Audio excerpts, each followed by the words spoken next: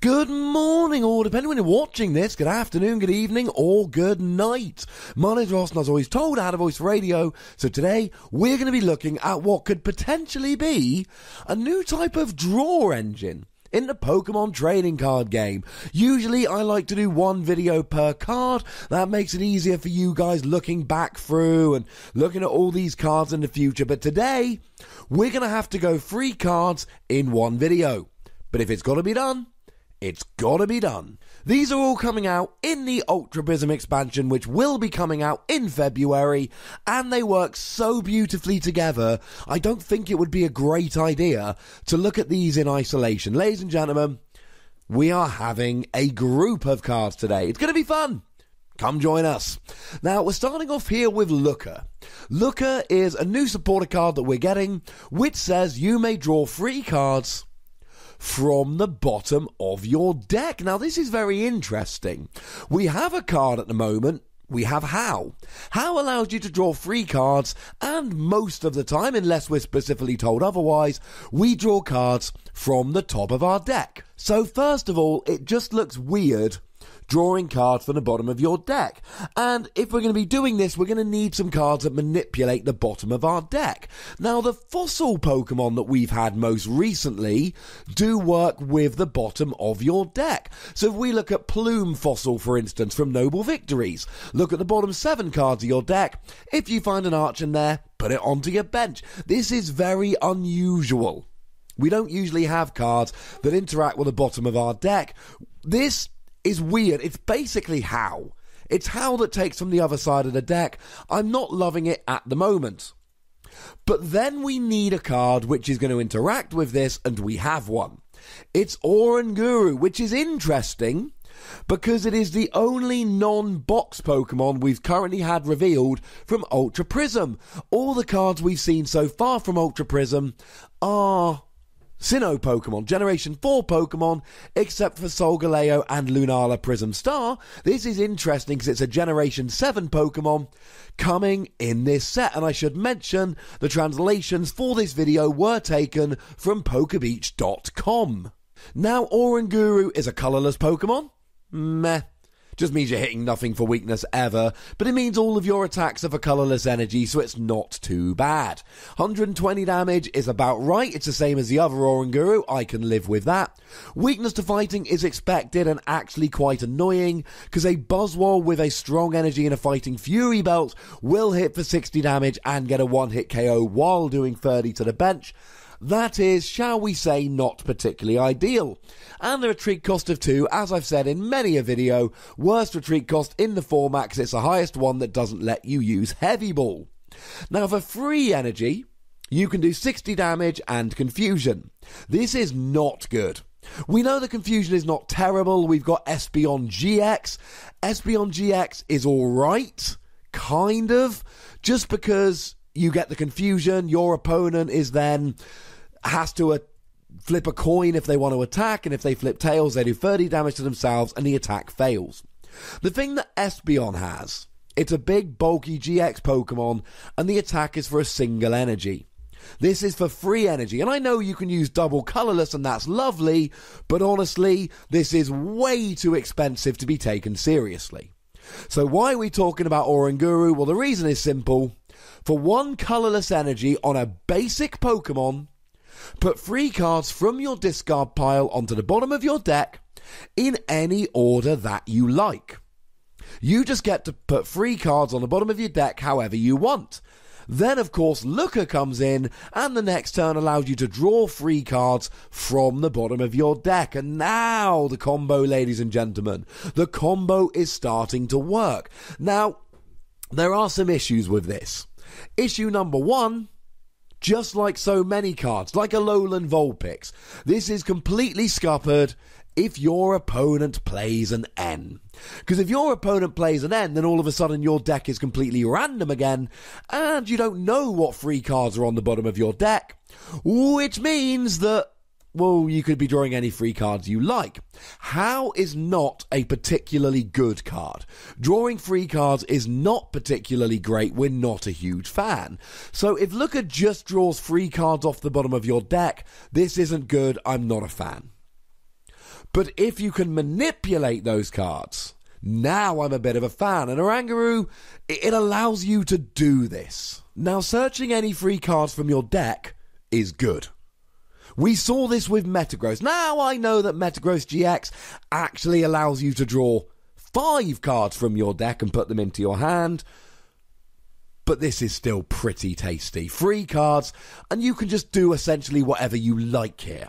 You can search for a rare candy in a stage 2, or you can search for some disruption cards, more on that in a moment. It really is an awful lot of fun. Here's my problem. They've got to be in the discard, and they get scuppered by an N. And that, ladies and gentlemen, is a huge, huge issue here.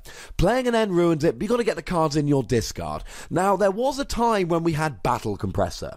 Battle Compressor allowed you to discard any free cards from your deck, and you can still do that in Expanded. And in Expanded, the combination of Battle Compressor, Oranguru, and Looker is brilliant. But in the standard format, we don't have anything like this. We've essentially got Ultra Ball and Professor Sycamore. It's quite hard to get those cards in your discard pile early. Now we've always got something like Zoroark GX and its trade attack. Also, I owe Zoroark GX an apology here. In my previous video, I mentioned how we don't have any good darkness types at the moment. That is, of course, a ridiculous statement to make. Zoroark just won the European International Championships and had a very good showing across the board at that tournament. So my statement that we don't have any good darkness types was a bit dumb. And I apologise unreservedly for making such a silly statement. Now, the issue with this is, you really want this in the early game. And the problem is, if you use it in the early game, then you're not going to have the cards in your discard pile that you need to recover with Oranguru. Oranguru just lets you put cards from the discard onto the bottom of your deck so that you can then draw them with Looker. Well, you need to get them in the discard pile first, and in the post-Battle Compressor era, it's not quite so easy to do, and it's scuppered with an N. It's a little bit awkward, but I think potentially the better way to play this is like a supercharged Sableye. Sableye was the brilliant card. It saw a huge amount of play that allowed you to take 2 trainer cards from your discard pile into your hand. So in the same way as Oranguru here, your opponent could basically play an N, and then if they played an N, you lost those cards. It was a little bit sad. The thing here is, instead of 2 cards, it's 3 cards, and instead of item cards, it's any cards you like, which makes it significantly better. So what you do here is you play a whole bunch of disruption cards, things like Crushing Hammer, things like Enhanced Hammer, etc., and then you redraw them every single turn, because every turn you use Oranguru's resource management, and you put them on the bottom of your deck, and then you draw them with Looker the following turn and use them, and so on and so forth. And as long as you make sure to put at least 1 Looker at the bottom of your deck every turn, you know that when you play a Looker, you'll draw 2 cards and a Looker, so that next turn you can play a Looker and draw 2 cards and a Looker. You'll never be in a situation where you're not going to have Looker. We don't have Versus Seeker anymore, and that's a little bit sad, but you can just get any 2 cards and a Looker back. And I don't think this is a terrible idea. You can basically have 2 Crushing Hammer every single turn. Of course, hammers haven't been quite so good lately, because we've got a lot of decks that accelerate energy like Gardevoir, and a lot of single energy attackers like Garbodor. But you can play any disruption cards you like here. You can even just use Oranguru for a turn or 2. Now, I did promise you 3 new cards in this video. The other one is Looker's Whistle. Very simple item card. Search your deck for up to 2 Looker and put them into your hand. This is kind of like a random receiver, but one that can only be used to find Looker. But you get 2 of them. It just means that it's more consistent finding the Looker. I like this as a draw engine, but I have a couple of very important reservations.